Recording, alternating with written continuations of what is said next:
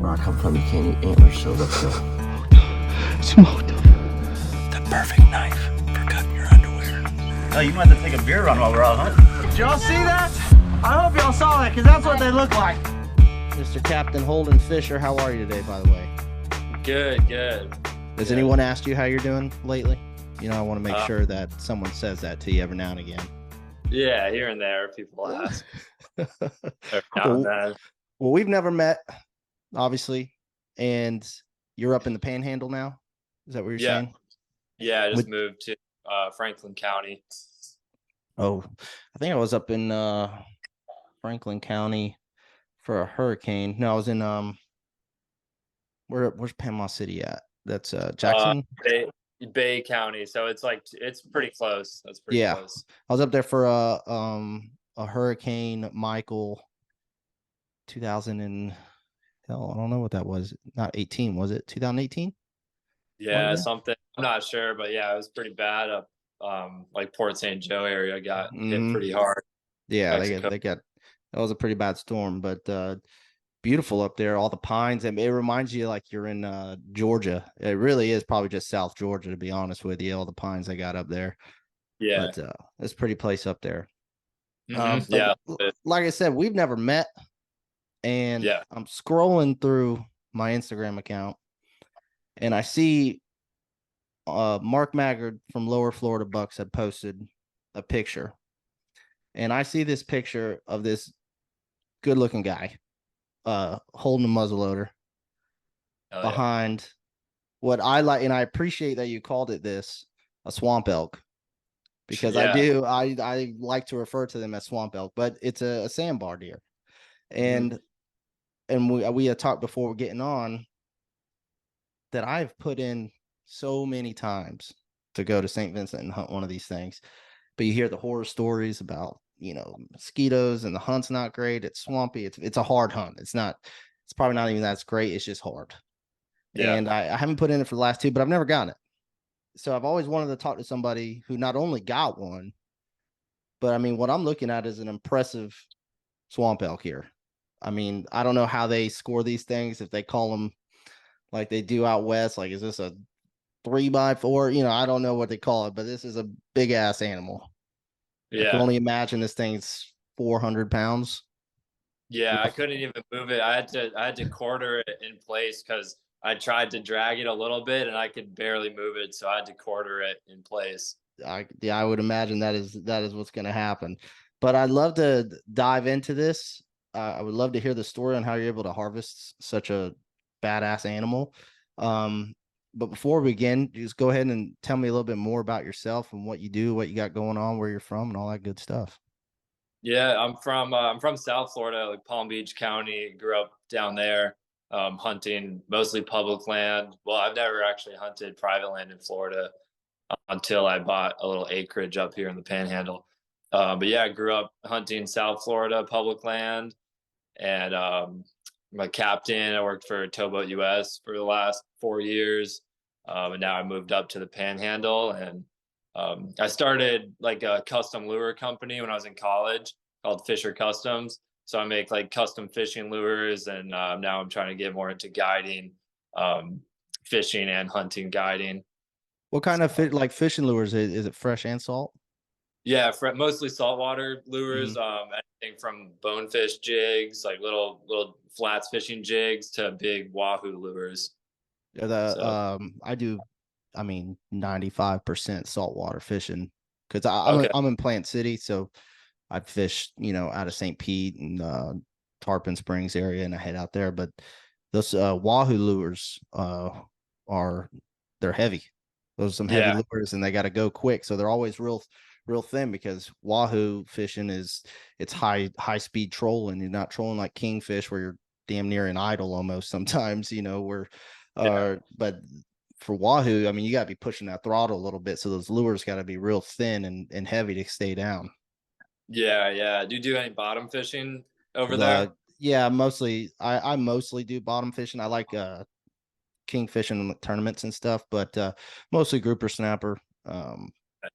You know, the occasional tax man will snag you. Cool. Yeah, AJs are cool. AJs are fun sometimes, but at the same time, I feel like no one's ever really prepared for an AJ. It's like catching a Goliath grouper. Like you're not really prepared. You want to try it because you want to be kind of silly, but you know damn well nothing on the boat is supposed to handle any of those creatures. Yeah. And if you find like a 36-inch AJ, I mean, you might as well be pulling up a Volkswagen Bug, dude. I mean, the way they fight. Couldn't imagine the ones that come up 50 inches. Like, what did you just use to pull that thing up? Just rope and hand, what by hand, that's the only thing I could think of. But yeah, a lot of bottom fishing. Nice. Yeah, I do make some grouper jigs, like pretty big, heavy grouper jigs for bottom fishing too. Hell yeah. Do yours require to like be tipped or something, or do they have like a lot of flair to them? Yeah, a lot of feathers on them. You can use them just straight, or sometimes people will put natural bait on it. Yeah. Hey, whatever makes them happy. Yeah. Whatever makes them happy down there. So you moved from Boca to the Panhandle. So you moved from what people think Florida is when they think of Florida to the Panhandle to woods. Yeah, exactly. I had to get out of South Florida. It's just getting too built up, too busy, not enough woods. You got swamp, you got the Everglades, but if you don't have an airboat, you can't really hunt most of that. Got to go up to like northern Palm Beach County, and you can go out in Big Cypress and hunt Big Cypress on foot, but other than Big Cypress and then northern Palm Beach County and Okeechobee area, that's where you can start getting into better hunting. But down like South Florida, it's tough hunting, and it's awesome.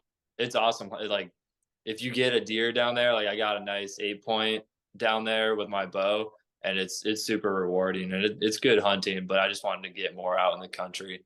Absolutely. So and you said you moved up there to start doing some homesteading. Yeah, exactly. Got some chickens, some ducks, maybe get a cow eventually. There you go. And yeah, my house borders public land, so I've got plenty of public land around here to hunt. Easy access. Yeah, just walk straight to the backyard, dude. Yeah. I didn't try to homestead, but I tried the chicken thing, and I had 8. One I think died of heat exhaustion. I couldn't tell you because when I found her, the chickens ate her. And then cannibalism at its best. And then I'd like to say it wasn't me, but it probably was. I left one of the gates slightly opened, and I went back out there, and all my chickens were gone. So I no longer am a chicken dad anymore. Just still in mourning from the whole thing. Yeah. We actually last night, they're real small chicks, so last night was the first night we put them out, and within an hour, an owl came down and got one of them through the coop. Like the owl was eating the chicken from the outside of the coop. And it's tough. It's a tough reality. Dude, nature is crazy, bro.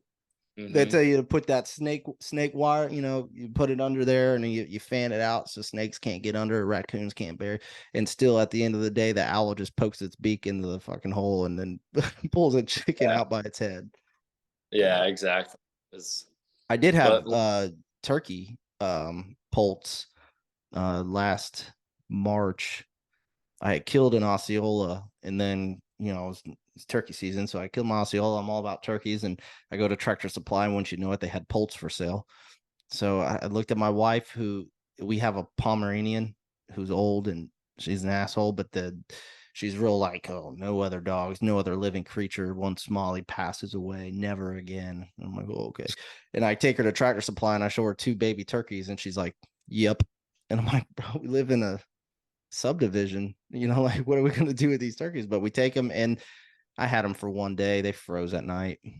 I forgot to turn the lamp on, and they literally just froze. I woke up that next morning, my AC in my house read like 68 degrees. And I'm like, did it again. They're still in my freezer. My kids won't let me bury them. Oh man. They're right next to the turkey I killed the day prior. Nice. So they like to say I killed 3 turkeys last season. Couple Jakes. Yeah. But sorry. So you're up there in Franklin County. You're getting away from the beach city life there down in Boca. Yeah. And are you you finding success over there in that new acreage you got hunting at all? Like is pigs, deer? Are you finding success? I've seen some sign, but nothing. I haven't got anything yet, other than the Sambar. Okay. Hey, So let's that's not dive bad. into that one. I want to hear about that one. So I'm assuming you put your quota in May when that came out, or is that how you Yeah. got that permission there? Yeah, May, whenever the application is for the quotas, I think May to June. Yeah, I put in. That was so it was my fourth. Yeah, it took me 4 years to get it. Mm-hmm. 4 application, 4 years to get that hunt. And I now when you guess get that hunt, is it because I see you shot him with your muzzleloader, but is yeah. it per season? Like, is it a bow sandbar? Is there a muzzleloader sandbar? Is there a rifle sandbar? Is it you can kill it with whatever's in season? You can go from this point to the end of December or whatever it is. You Or is can yours a use muzzleloader? the hunt's only 3 days for the sandbars. 3 days long, and you can use muzzleloader or bow. Oh, okay. So you get Yeah. your options. Yeah, but All right. you can only do it on those 3 days. They do an archery deer, like whitetail deer hunt. That's only archery. Okay. I All didn't right. I didn't I didn't get that tag this year. Hey, you got a tag. That's Yeah, all yeah, that matters, right? yeah. So you get your tag and you live near St. Vincent. So and you're on the boat. Or what kind of scouting went into this? And what kind of like research did you have to do when it comes into like how do I harvest this animal? Because it's not a whitetail. You know, Yeah. there's no call either. You're not using whitetail calls, and I don't know what kind of different breeding tactics they have or what patterns they do, but like obviously it's a completely different animal. So I would assume most things are different when it comes down to it. Yeah.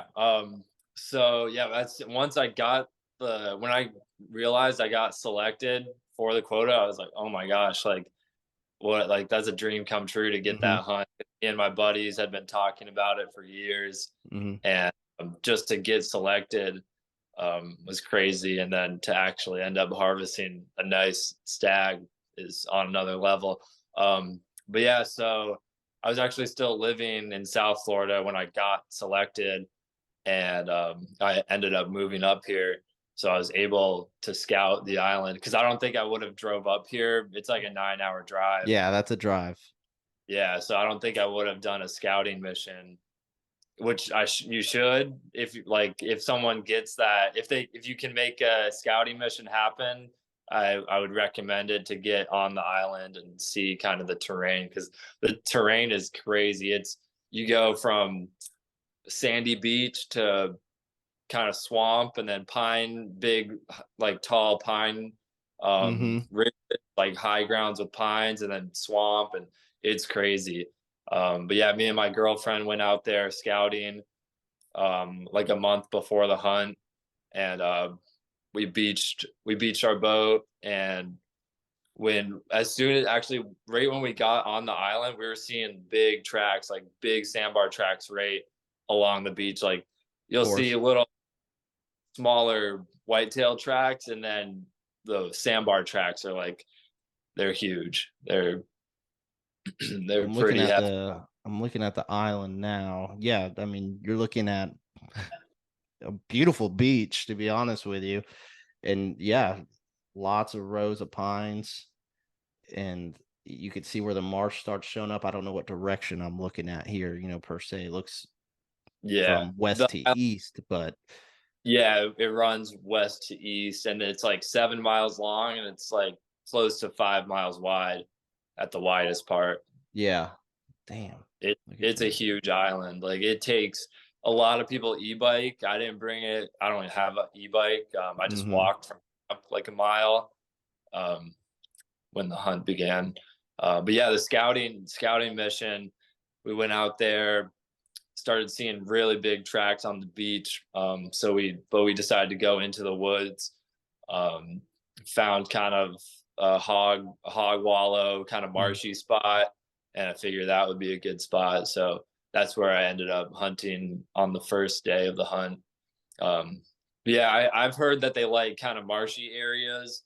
I've also heard they like the high ground with the pines, like the ridges in between the swamps. Um, How much I did. elevation is in this island? Not much, or is it? You know, It for Florida, it's pretty it goes like there's tall ridges and then swamp bottoms and yeah, there's okay. pretty good elevation dunes. So it's not just some flat island with shit on it. Yeah. It makes you Yeah. work for its money. Yeah, there's some pretty cool elevation changes. It's kind of gradual. Like if you're down in a kind of boggy area, you can see the ground kind of gradually getting higher, and then you'll see like an oak hammock or pine trees. It's not like straight cliffs. I didn't find it that, but now yeah, there's.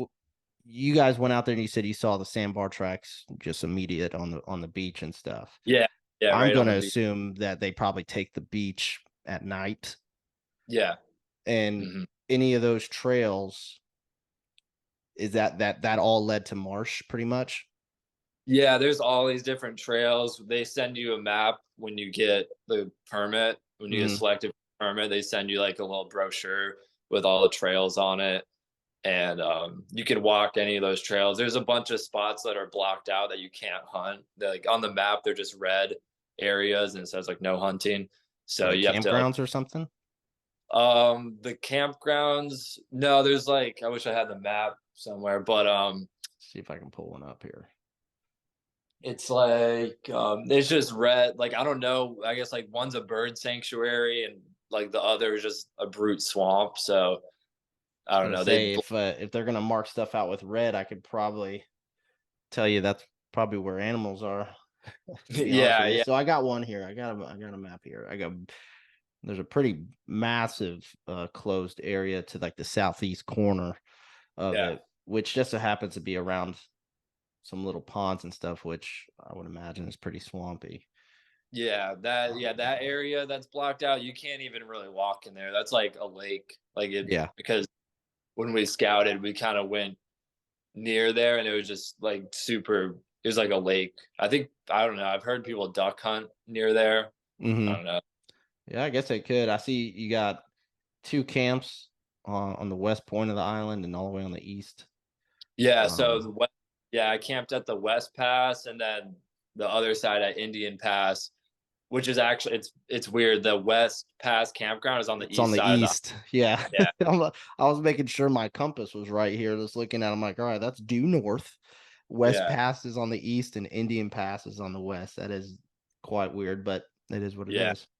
Indian Pass is a lot easier to get to. You could kayak, you could kayak across there, and that's where the majority of the hunters went. But I wanted to go to West Pass because you have a wider area. It's not so narrow. Like Indian Pass, that part of the island kind of comes to a point, and I mean it looks like there's good territory over there, but I haven't checked out that side. How long was the boat ride in? It took about an hour, and it was nasty. When I was launching, I had called someone that I knew was out there, and he said a couple boats started sinking. One guy it was nasty. It was blowing 40-knot winds. The seas were pretty big because the bay's so open there. Like you get pretty big seas in the bay. So a couple boats were having trouble staying afloat.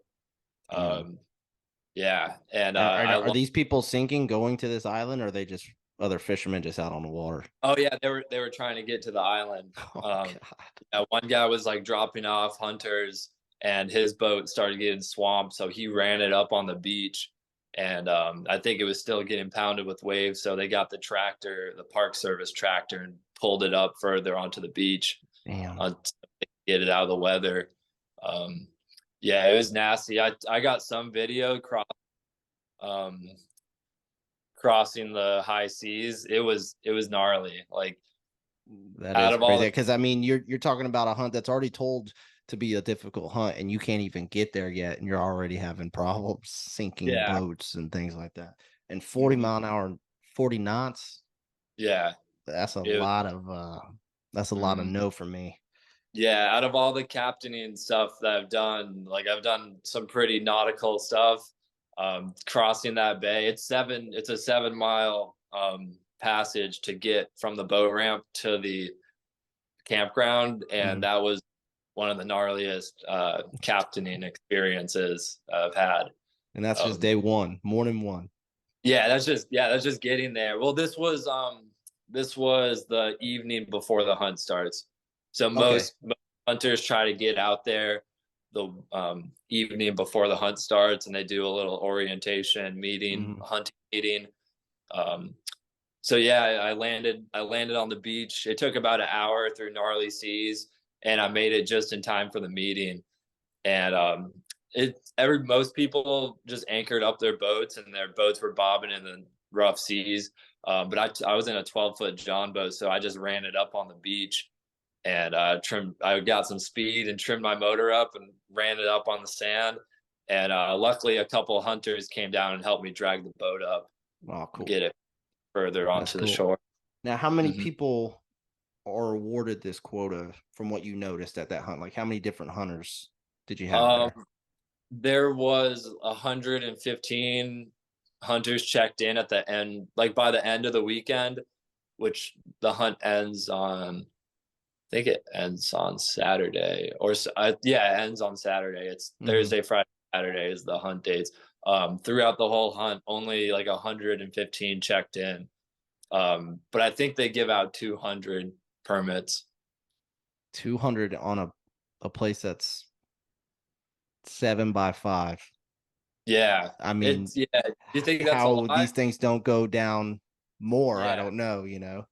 hmm Yeah, Oh they're man. definitely very wary creatures. They're smart. They know the Uh, deal. yeah.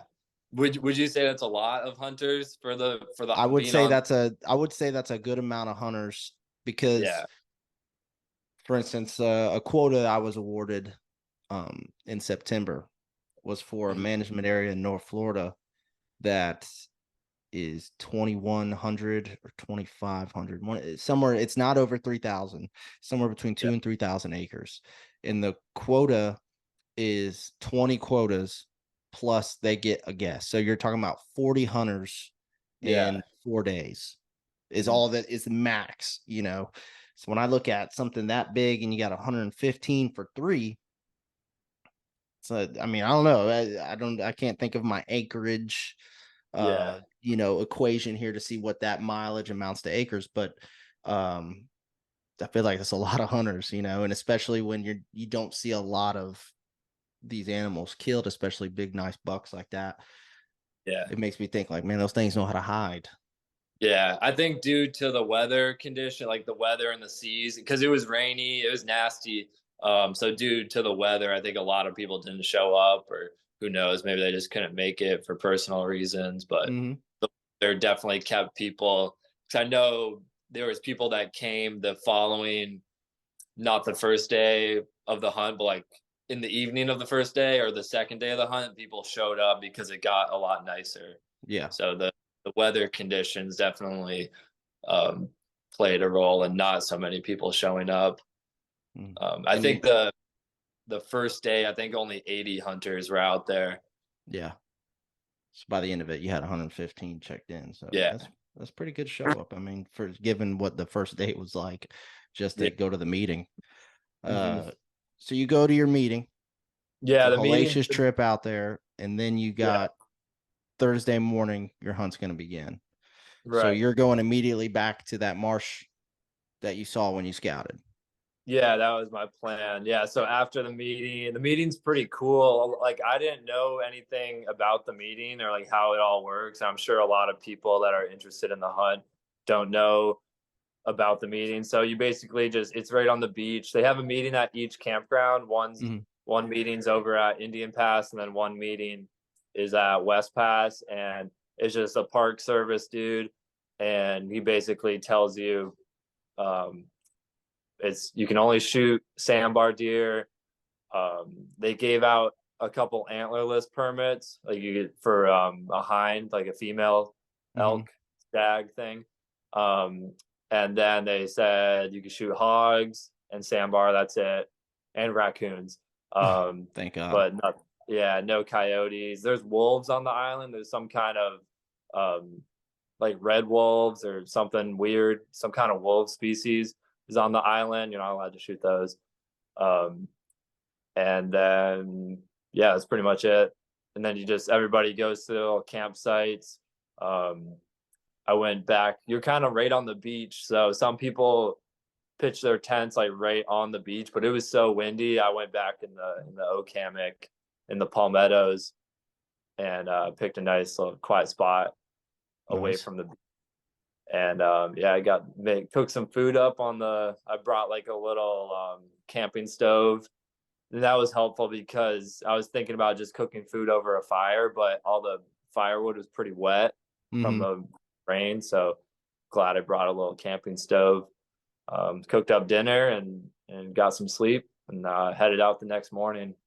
How about it? So you get out there, you hunting in a climber or a saddle? Like, how are you setting up here, or from the ground? Climber. Yeah. I've heard saddles are pretty cool. Do you have any experience with saddles? Yeah. Yep. It is really cool. I like the idea that you can, I want to say the tree can be like a 9-inch diameter that your climbing sticks can go on. And it also allows you, like, if you have those trees that are in nice spots that have branches that come off, you actually get a stick to come here, and then you can utilize the branch as another step, and you kind of finagle your way up there. I used to hunt out of a climber a lot, and I still have my climber, and I do like it. But I use my climber for more of when I put my climber up, it stays at the base of the tree. I try not to be as mobile with it anymore because it is loud and putting it up is something. But if I putting my sticks up, I mean, it's nothing but you just press it, you put it against a tree and it's got a strap that comes around and you put it through the loop and that's it. It just cinches down, and more or less it's getting used to being like hanging from a tree, you know what I mean? Like a mental thing, like you can lean back and it all goes out the window once the deer starts showing up. I think last year I took one out where I was on my tippy toes, back face towards the tree, completely sprung out and pulling the trigger and thinking to myself, like, I wouldn't have done that if that deer wasn't coming. But they're fun, you know what I mean? And they're very lightweight. So something like this would be nice if you were intending on being mobile, unless you find a spot, you're like, I'm not going to leave this spot, then you don't need it. That's how, definitely with a climber, it's a lot less mobile. So I hunted one spot, the spot that I found when I was scouting. I hunted that Thursday morning. A couple white-tailed deer, a bunch of does came by, like a whole pack. There was maybe 5 of them. Bunch of white-tailed does came by, and there was fresh Sambar tracks underneath my tree. So they definitely were coming through there, but no Sambar came that morning. So I got down. You actually they enforce tree stand hours. They want you to sit in your tree stand from first light until 9 or 10 a.m. And then after that, you could walk around, that's pretty cool, I think, because then you don't have people walking right under your tree stand at first light or and like you said, just looking at your map, I mean, the trails are all running, east to west, and they don't look like that or that far apart, that you're able to just walk up and down. I mean, just looking at it, I'm like, you can walk this whole island, and if you've got Joe Schmo walking over there because he wants to hit one on foot, so I'm guessing you're not allowed to even hunt off the ground if that's the case, or you have to stay in place. Yeah, exactly. You're supposed to be in your tree. You're supposed to be in your tree stand from those hours, whatever, first light until 10 or 9 or 10 a.m. So I think I sat until like noon or 1, and I wasn't seeing anything or hearing anything. So I got down and I ventured further back. It kind of went up on like a ridge, one of those oak hammock pine ridges, and then back down into a swampy area. And I just started seeing so many tracks. There was actually on the ridge, there was tons of rubs. Like you could tell the Sambar rubs from the buck rubs, because like everybody knows what a buck rub looks like. But the Sambars will go and rub the racks against like tree trunk, like big trees, and the whole tree's like scraped up. So it was cool seeing those. Like you're like, oh shit, that's not a whitetail. That's a sambar. Mm-hmm. That's a swamp elk rub for sure. So it was cool seeing those. And then I went back down into the next kind of swampy area, and there was just so many big sandbar tracks. So I decided it was a lot further from the road. So I called my buddy and I was like, hey, there's, my spot out front near the road is pretty good, but I'm finding a lot more sign back here. And he's like, so bro, move your tree stand back there and sit back there. He's like, screw the spot near the road. Like, you got to put in the work, a hunt further back, and you'll probably get one back there. So I took his advice and moved further back. And I planned on being there. You can only hunt till 3 p.m. each day. So that's another rule. Oh, it's not even till sunset. Yeah, which is, I don't know. I guess they do that because it took me, so I don't want to jump ahead in the story, but it took me all day. It took me 6 hours of packing it out. So if you were to do that at last light, it would suck. Like if you shot a sandbar at last light, you're going to be, in the woods until midnight, getting it out of the woods.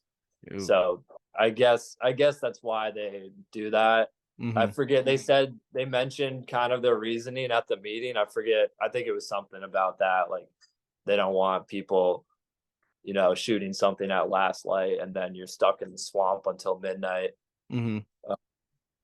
So yeah, you can only hunt till 3. So I moved my climber further back into the marsh, and kind of like a transition zone between the high ground and where it goes into the marsh. That's where I found some good sign. And yeah, I put my tree stand up there and headed back to camp for the evening. And I planned on being back there I wanted to be in my stand an hour before mm-hmm. shooting light. What was how long did it take you to get to your stand in the morning? It was about a mile, a little over a mile from camp. So it was, I don't know, 40 minutes. Yeah, like 40 minutes to get to my stand. And it's crazy. If you turn off your head, like you got to walk just on foot, unless you're biking. I was just walking on foot. Like you turn off your headlamp and the stars are crazy, and other than that, it's just complete black forest, because these trails kind of the trees kind of grow around the trails, so you're walking through like a tunnel of trees, and then you got crazy stars above you, and you can hear the waves crashing. It's pretty cool, like hunting on an island. No, yeah, I mean, I'm a grown man, and you're not gonna convince me that walking into your stand in pitch black and coming out of it in pitch black ain't some of the scariest shit you'll ever do. Like if you want to not believe in swamp donkeys and things like that, you will believe in them when you're going to the stand, because every little twig sounds like it wants to kill you. So thank God for headlamps. Mm-hmm. Yeah, and then you see something like in the moonlight that looks like a bear, or looks like something weird, and you're like, oh shit, is that a bear? Is that a I'll even walk out in it's just happened to me 2 weekends ago. I'll walk out, it was not pitch black at this point as I'm walking, because it was a far walk out of this WMA, and on the trail I'm walking, a deer was standing, but you catch their eyes first, their eyes are glowing back at you, and there's just that part of me that was like, I wonder if this is the deer that's going to attempt to kill me right now. It's like, is this the one? What do I have to do to explain myself to FWC when I shoot this doe at nighttime that it was trying to kill me? And then usually you just bark at it and it runs off, and you're like, you gotta get the hell out of here, but that's just my thought. I was actually pretty scared. So on my way to my stand that morning, the second morning of the hunt, I spooked a giant stag, like a giant swamp elk. Spooked a giant one when I was in the oak hammock, like up on the high ground, like halfway to my stand. I just started hearing the bushes crash, and then when those things run, it's like horses. It sounds like horses galloping. Like you feel the ground. It's like da-doom, da-doom, da-doom. Like you feel the ground shaking when those, 500-pound elks are running. Nah, bro, Like I that. shit. I would have shit. Yeah, and it was pitch black, so I couldn't see how big the rack was, but I think it was a real big stag, and it ran off in the opposite direction. So I kept going. I had like another when I spooked that one. I had like another I don't know 10 minutes to get to my stand, so I just kept going slowly, hoping I wasn't gonna spook anything else. Because I spooked that one, 10 minutes from my stand. I'm like, shit, like I hope that one wasn't, headed that way. But yeah, I got up in my stand an hour before shooting light. And it's crazy hunting for those animals, like the big giant elk thing. Like you're just listening for every little step, and it was getting close to shooting light, and I started hearing, like squirrels moving around, and maybe another 20 minutes went by. It was shooting light, and I'm like, damn, the squirrel's making a lot of noise, and I'm looking, trying to find where the squirrel's at, and this big giant elk steps out. The Sambar steps out like pretty close to my tree stand, like down maybe 30 yards out from I was up in a palm tree. It was out maybe 30 yards from the palm tree, and then just on like a weird angle. And since I thought it was a squirrel, it was making weird noises, just kind of hitting palmetto branches and stepping on sticks and stuff. It didn't sound like a big creature. I wasn't ready, and it was at a weird angle, so it kept going. I didn't get a shot at it right there, and it went kind of behind a bunch of palm trees. And then I was ready. It stepped out again, and I let it rip. Shot my muzzleloader at it, kind of like shoulder shot, like shoulder, heart, lung area. I smacked it pretty good. It made a weird noise. It was like made like a grunting noise, and then it jumped into like a pond, like a deep just like a big puddle. It jumped into this puddle, and then it was splashing, and then it jumped out of the puddle and kept going into this kind of clump of hard ground, and it went in there, and I didn't hear it. It kind of thrashed around, and then nothing. I didn't hear it anymore. So it was, it's like I still get. How like far is this shot? Probably like 50 yards. Okay, so you're in a good muzzle loading range. Like once it gets to like 100 yards, I always worry myself like I'm not going to hit where I'm aiming at this point in time. But 50 yards, you should be dead nuts. And have you heard a shot at all by this time? Like anyone else in this hunt? Yeah, no, this was the second day of the hunt, and I took the first shot of the hunt. So 115 possible other people are hearing you shoot, going, son of a bitch, Yeah, and then after everything, once I got back to camp, like everybody heard, like in that area, like a lot of people heard the shot, like, oh, was that you that shot?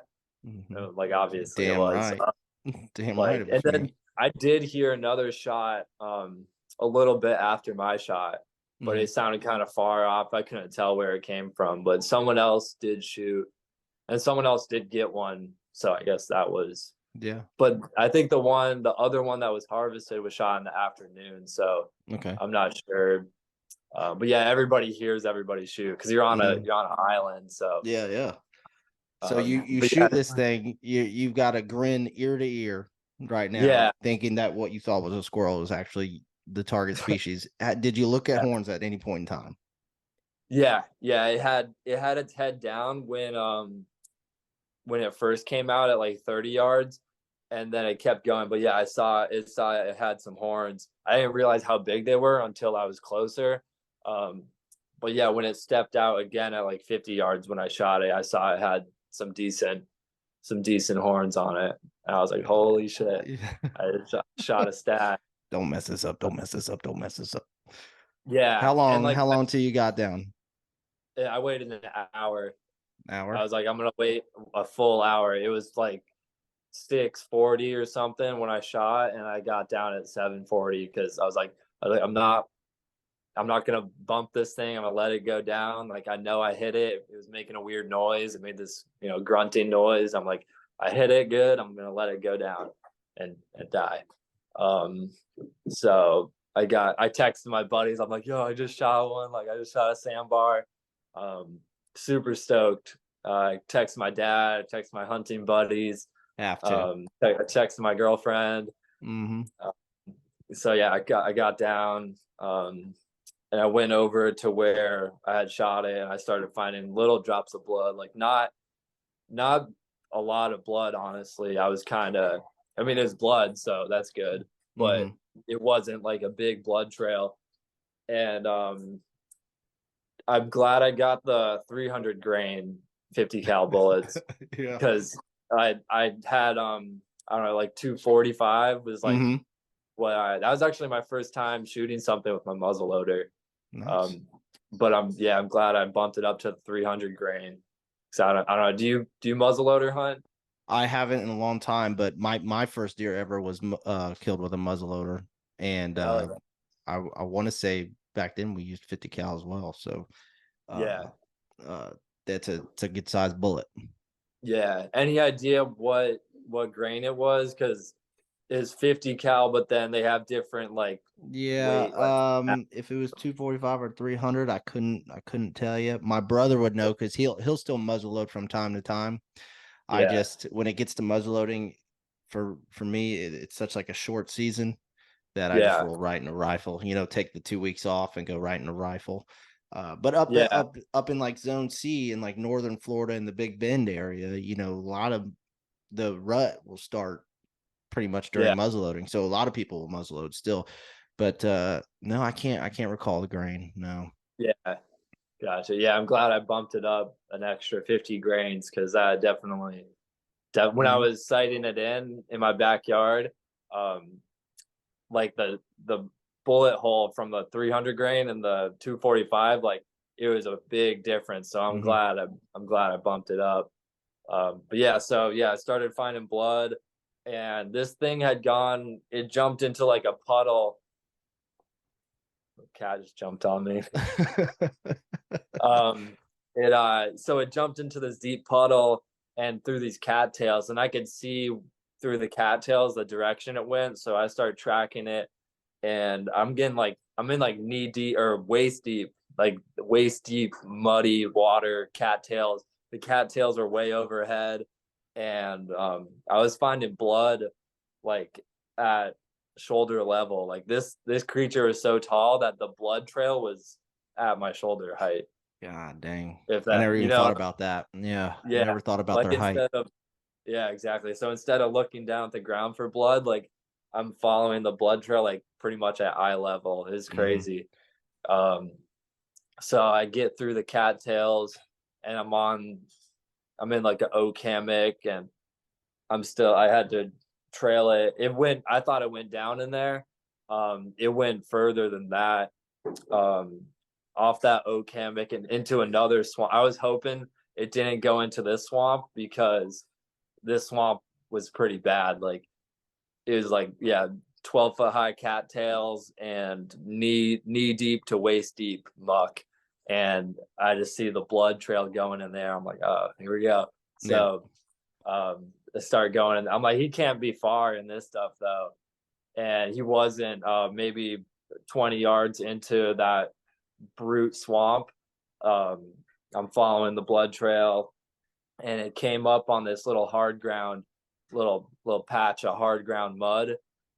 And I'm looking at the blood trail, and I'm following it, and I look up, and the stag is right there bedded down, and I see it, and it looks at me, and it's still alive, and it stood up, and I'm like, holy shit, this thing, it was taller than me standing. It kind of had a hard time standing up because I had shot it. So it stood up, and luckily I had reloaded my muzzle loader when I was still in the tree stand. And I just put it right on it. I took a neck shot, and it went down. So Damn.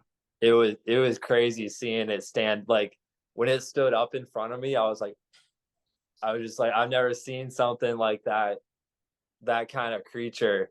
And I mean, I'm glad I didn't go further because it was in some gnarly terrain. So I'm glad it bedded down. It bedded down on hard ground, and I was able to shoot it again. Jesus, And that's intense. Yeah, it was crazy. Like when it stood up in front of me, I took a second to like look at it, and then I was like, okay, and I shot it real quick. Wow, look at that one. Oh, I should probably kill it. Yeah, I'm glad the blood trail took me right to him, and he is bedded down there. I think if I waited maybe 2 hours, he might have just stayed and died right there. But who knows? Maybe he would have kept going. Who wants to wait? No one wants to wait. Yeah, I don't know if I've ever waited. Yeah, get down. I'm honestly. like, nah, I'll find it. I'll Yeah. find it.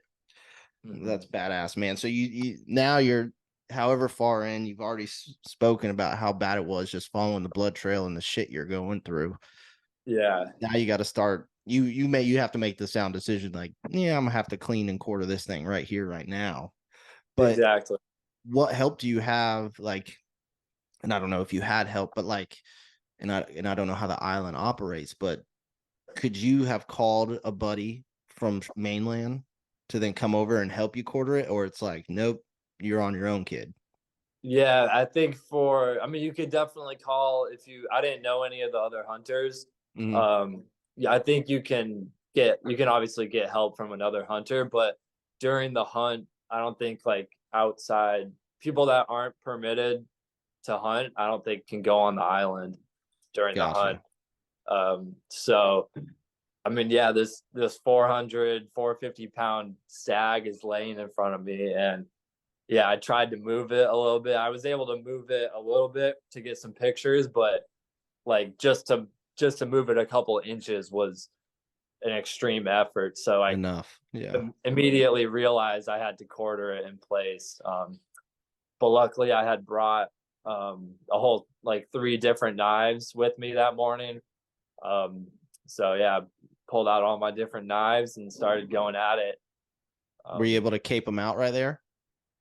Yeah, so I didn't cape it. Like I kept the head for I'm gonna do a mount, but I didn't get a good cape on it, so I'll have to do like a neck mount. But yeah, I quartered them up. I brought some trash bags to keep the bugs off the meat, so got all the quarters and trash bags. Put the back straps. I actually took my shirt off and put the back straps in my shirt because I was out of bags.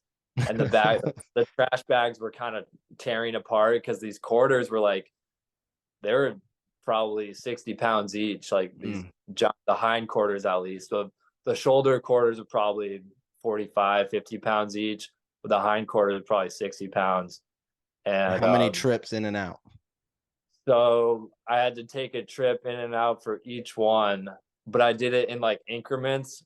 So it took me 3 hours of cutting, like 3 hours just to get it all, quartered up. And then another 3 hours to get it all out to the road or the trail, like the trailhead where I headed into the forest.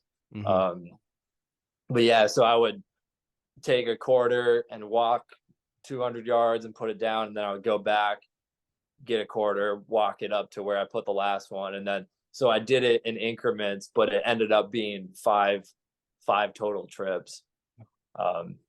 Yeah, it was a crazy pack out, and then through like waist deep swamp with 12 foot high cattails, and I'm just busting through cattails, trying not to trip in the mud and drop the meat. Luckily, I carried it all out nicely. The meat's amazing, by the way. The meat is like, yeah, it's some of the best wild meat I've ever had. Perfect. Yeah. Perfect. I'll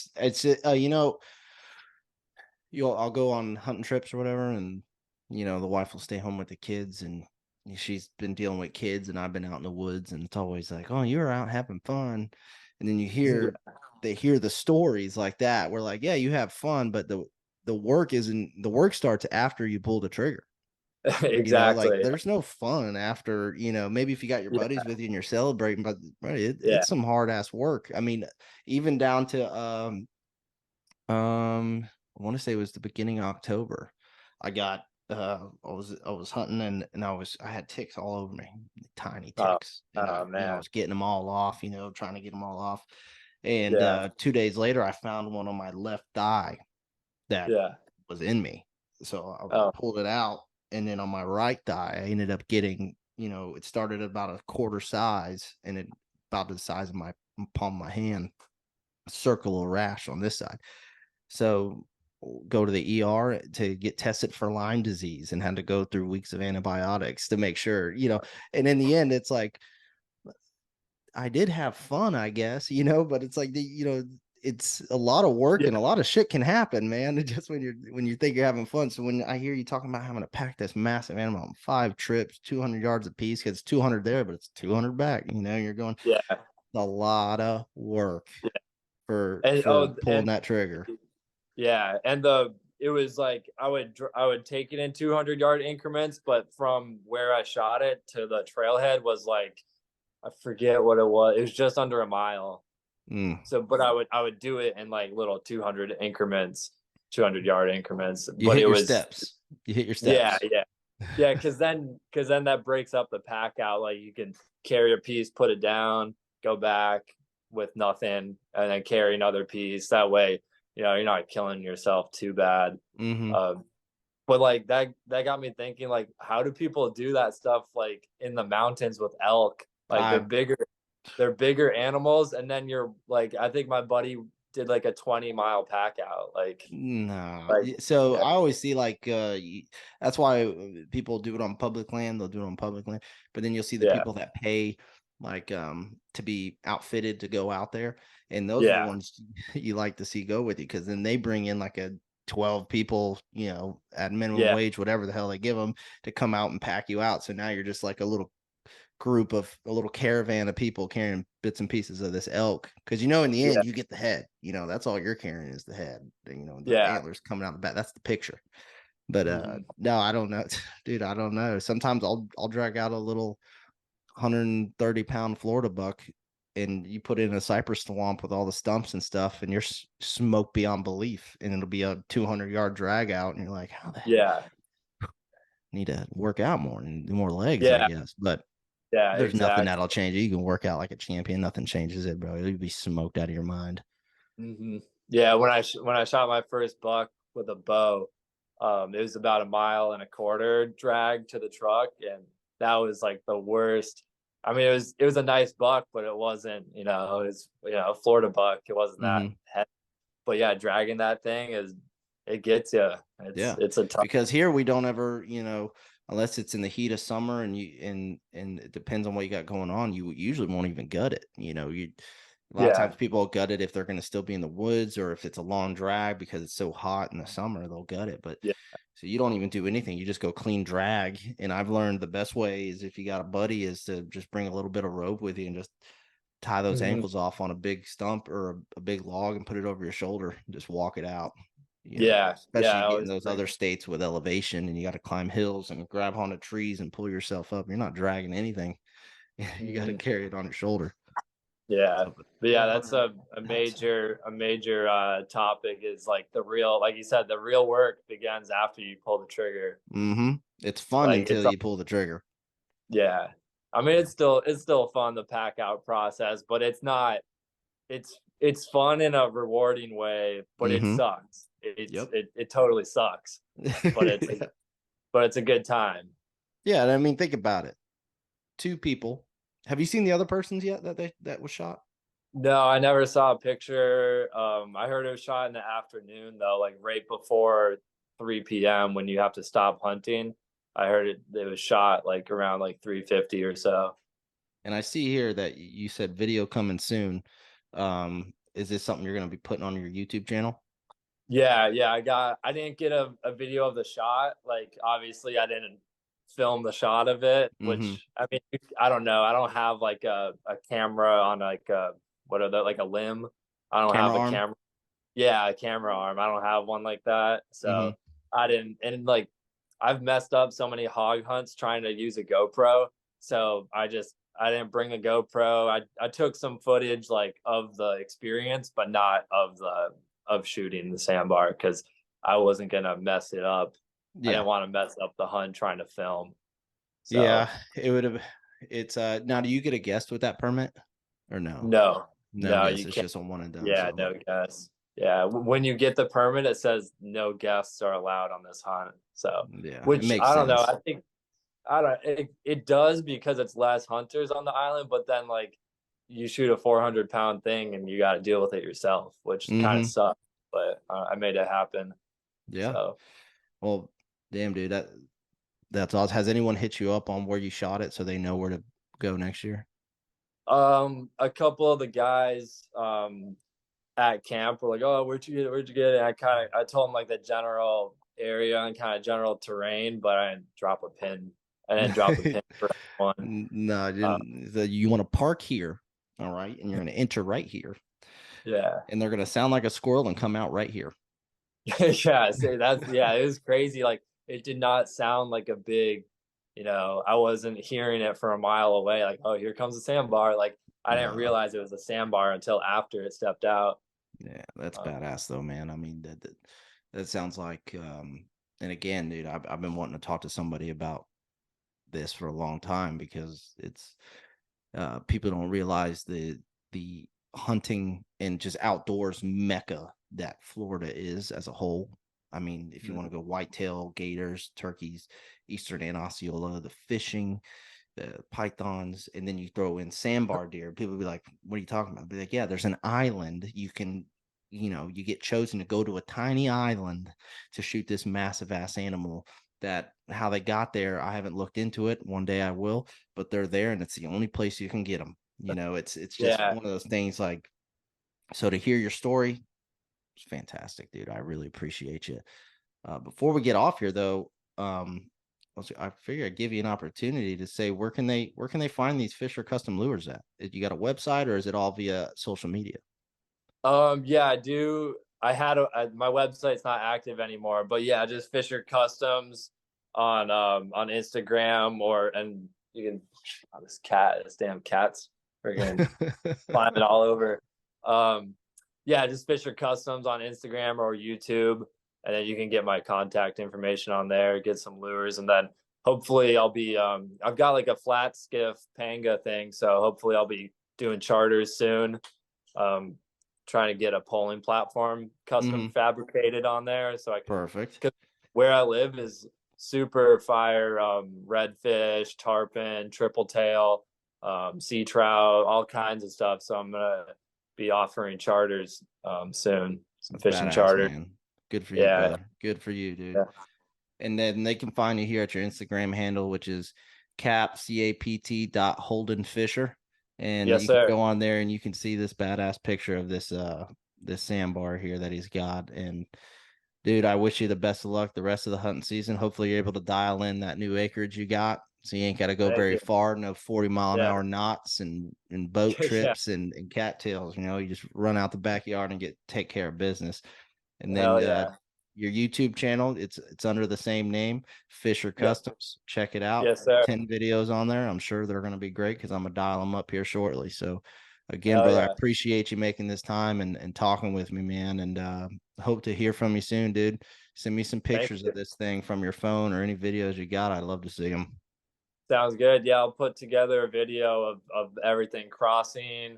I got some pretty crazy footage crossing over in the seas and then beaching the boat and then everything from camping out and the whole hunt and then crossing back over loaded down.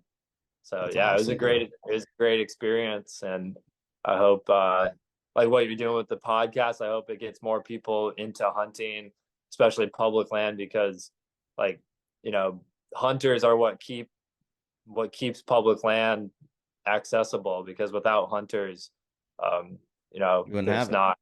Yeah, exactly. So they can start chopping away at acreage and then start building stuff around you. And 100%, man. Couldn't be more correct. Yeah. Well, I appreciate you again, man. You and your family have a good rest of your day and hope to hear from you soon, brother.